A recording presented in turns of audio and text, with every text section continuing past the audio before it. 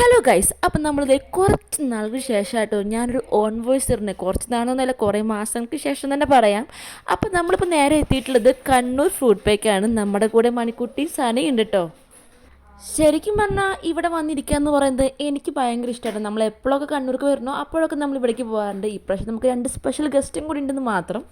പിന്നെയാണെങ്കിലോ ഞങ്ങൾക്ക് ഒറ്റയ്ക്ക് പോകാനേക്കാൾ ഇഷ്ടം ഇതുപോലെ കസിൻസും അതുപോലെ തന്നെ ഫ്രണ്ട്സൊക്കെ ആയിട്ട് പോകുമ്പോൾ ഒരു രസം തന്നെയായിട്ട് അവരുടെ വർത്താനൊക്കെ പറഞ്ഞിട്ട്.